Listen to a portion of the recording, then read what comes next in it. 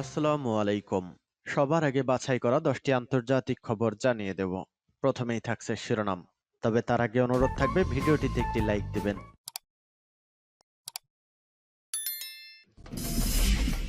সংবাদের শুরুতেই জানিয়ে দেব সংবাদ শিরোনাম। তাইওয়ান প্রেসিডেন্টের সফর নিয়ে যুক্তরাষ্ট্রকে কড়া হুঁশিয়ারি চীনের। এরপর জানিয়ে দিব মার্কিন উদ্বেগ সত্ত্বেও চীনের সঙ্গে সম্পর্ক ঘনিষ্ঠ করেছে সৌদি আরব। এরপর জানিয়ে দিব ব্যালিস্টিক ক্ষেপণাস্ত্র ইয়ার্স নিয়ে রাশিয়ার মহড়া শুরু। এরপর জানিয়ে দিব ইমরান খান প্রতারক, জনগণের কাছে ক্ষমা চাইতে হবে। এবং জানিয়ে দিব সর্বশেষ শিরোনাম, পশ্চিমা দেশগুলোর বিরুদ্ধে দ্বিমুখী আচরণের অভিযোগ। এতক্ষণ শুনছিলেন সংবাদ শিরোনাম, এখন শুনবেন সংবাদের বিস্তারিত। তো বন্ধুদের কাছে রিকোয়েস্ট হল এই ভিডিওতে একটা লাইক দিবেন, আর ভালো লাগলে অবশ্যই বন্ধুদের মাঝে শেয়ার করে দিবেন। তাইওয়ান প্রেসিডেন্টের সফর নিয়ে যুক্তরাষ্ট্রকে কড়া হুঁশিয়ারি চীনের।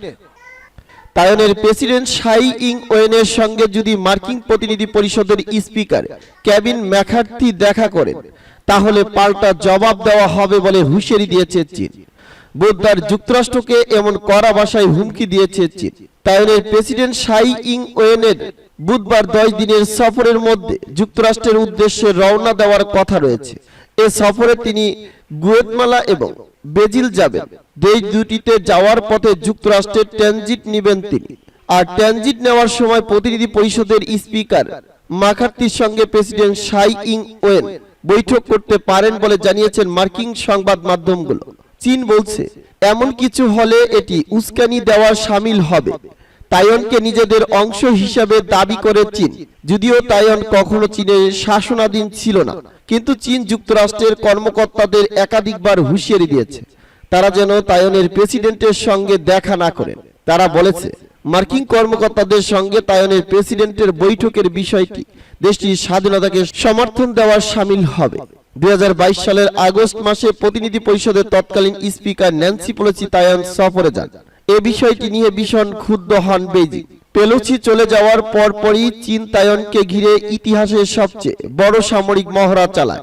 প্রেসিডেন্ট সাই ইং ওয়েনের সম্ভাব্য বৈঠকের ব্যাপারে চীনের তাইওয়ান বিষয়ক অফিসের মুখপাত্র জু ফ্যাংগিলান বলেন, যুক্তরাষ্ট্রে সাইয়ের ট্রানজিট শুধু বিমানবন্দরে বা হোটেলে অপেক্ষা করা না, এর বদলে তিনি যুক্তরাষ্ট্রের কর্মকর্তা ও আইন প্রণেতাদের সঙ্গে দেখা করবেন। তিনি আরো বলেন, যদি প্রতিনিধি পরিষদের স্পিকার কেভিন ম্যাকার্থির সঙ্গে তিনি যোগাযোগ করেন, এটি হবে আরেকটি উস্কানি, যেটি এক চীন নীতিকে চরমভাবে লঙ্ঘন করবে, চীনের অখণ্ডতা ও সার্বভৌমত্বের ক্ষতি করবে এবং তাইওয়ান প্রণালী শান্তি ও স্থিতিশীলতা বিনষ্ট করবে। আমরা কঠোরভাবে এর বিরোধিতা করছি এবং অবশ্যই পাল্টা জবাব দিতে প্রয়োজনীয় ব্যবস্থা নেব, যোগ করেন এই কর্মকর্তা। মার্কিন উদ্বেগ সত্ত্বেও চীনের সঙ্গে সম্পর্ক ঘনিষ্ঠ করছে সৌদি আরব।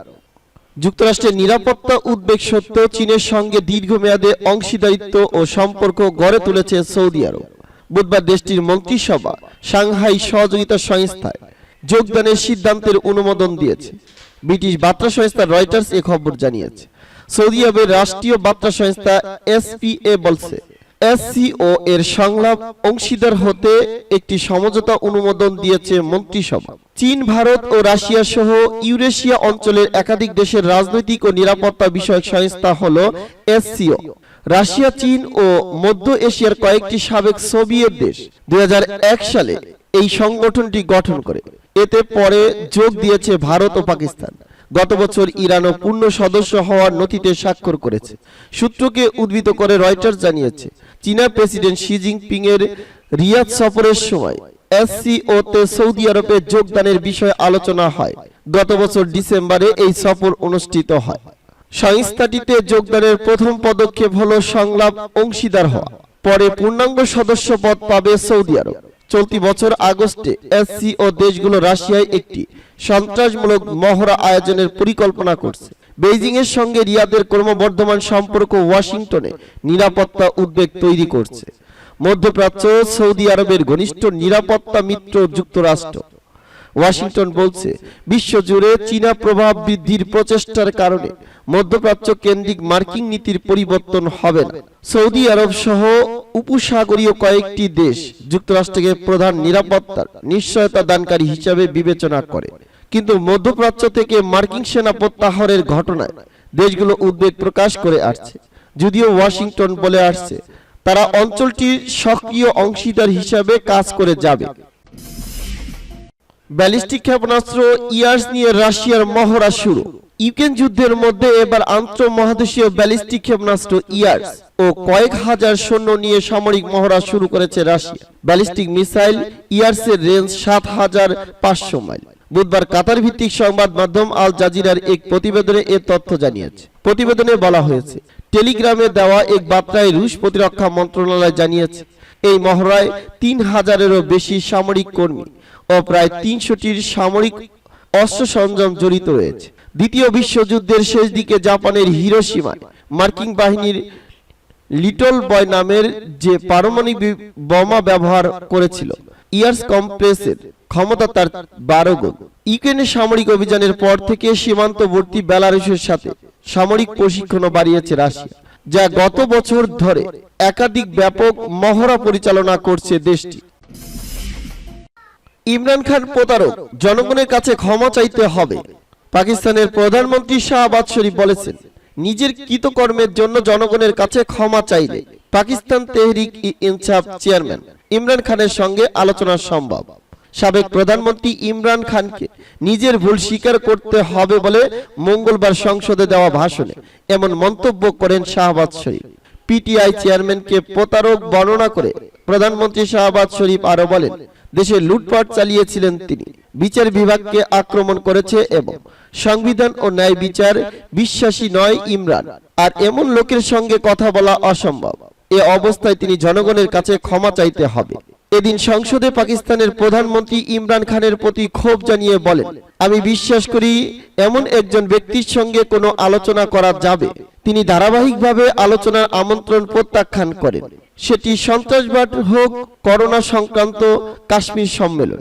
প্রধানমন্ত্রী সংসদে বলেন, আমাদের সিদ্ধান্ত নিতে হবে আমরা পাকিস্তানের কোটি কোটি মানুষকে সহায়তা করতে চাই নাকি প্রিয় কোনো ব্যক্তিকে। দুর্নীতির মামলায় এ মাসে পাকিস্তানের সাবেক প্রধানমন্ত্রী ইমরান খানের বাসভবনের সামনে তার দলের সমর্থকদের সঙ্গে আইন শৃঙ্খলা বাহিনীর সংঘর্ষ ঘটে। তাকে গ্রেপ্তারের চেষ্টাও চালায় নিরাপত্তা বাহিনী।